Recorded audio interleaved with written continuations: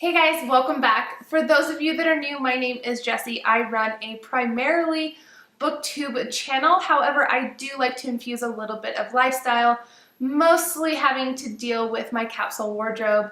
And today it has been a while since I've done a comic slash graphic novel kind of review section. And I like to include at least like 5 of those in here so we're not on here all the time because they are trade paperbacks and they are easy to go through and fairly quick. So I wanted to, have a nice little compilation for you guys. So that is what I am here for today. And the 5 that I have here to talk about today, I've got, 4 normal trades and then a compendium 1 of this guy. So we'll just go ahead and start with this one. So Walking Dead compendium 1, I absolutely love the show. And decided to dive into the series and decided why not. It's something that my husband and I can read and enjoy it together, kind of talk about it. So it took me quite a while the first time I tried to dive into this. I think it took me like a month and a half and I only got like halfway and then kind of put it away. So I ended up rereading this. I think it was like February or March-ish, somewhere in there. I can't really remember, but decided to go ahead and start completely over and read through it. And there are a lot of differences. So if you guys know nothing about The Walking Dead, it is basically the world is like post-apocalyptic type deal. Some weird virus or something has hit and basically wiped out all the people. They are now coming back as zombies and there's very few people left. Of course, there's a small group of people that get together and then of course they're encountering others everybody's just fighting for survival. So it gets very nasty, very bloody, and just interesting. And I absolutely just love this series. TV show is just my favorite thing probably ever. I absolutely love the show. I am currently behind on it, so definitely don't leave me any spoilers, and I need to catch up.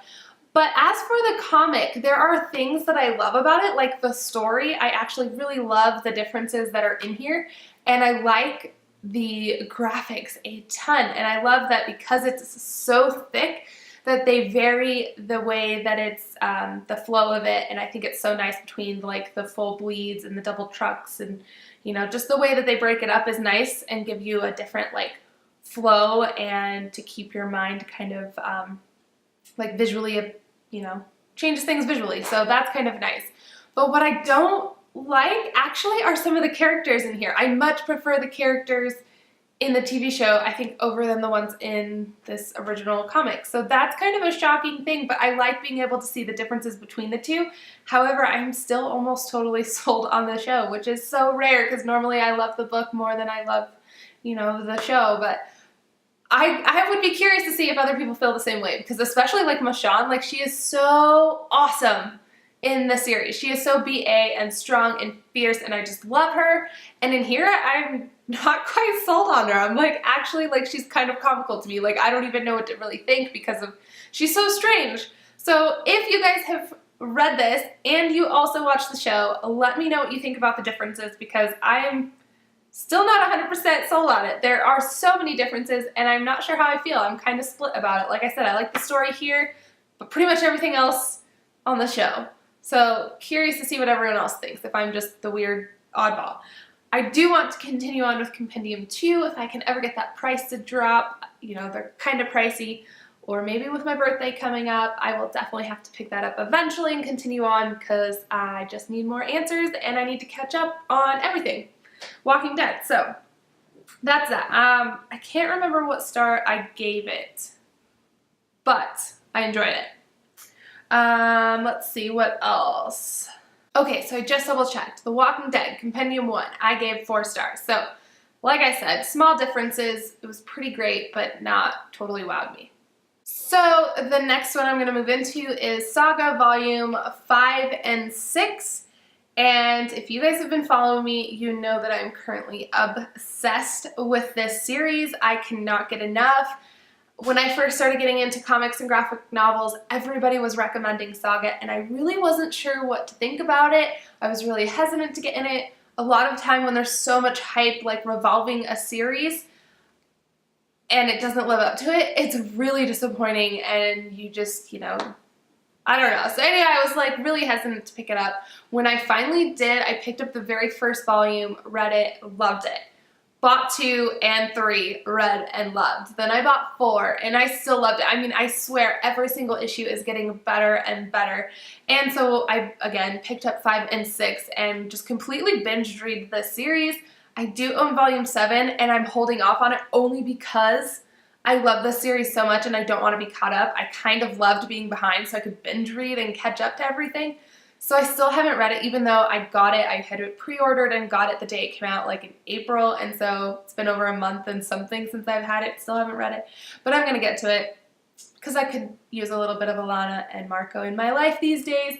But this series is amazing. If you guys know nothing about this one, I don't know where you guys are if you haven't heard about these two, but Saga is amazing because it deals with Alana and Marco, who are our main characters, and they are from different planets, and their planets are at war, so they are kind of like these star-crossed lovers who end up falling in love with each other, and they have a child, and they're on the run because both of their planets are after them, and it's just absolutely incredible to watch them not only be on the run, but to kind of maintain their love and their family, and through all these crazy situations and things that happen, them being hunted, like so much happens, but in these two, it's even more incredible because they start to kind of get like content with life and they get to settle down for a little bit and deal with some real life issues, and they go through like marital problems, and it's just really intriguing to see these people become more down to earth and not just, you know, kind of running on like high from their situation that they're running from. And so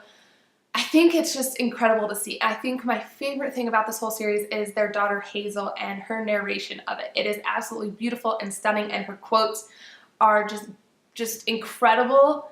And like I said, each one gets better and better and makes me fall more in love with it. And I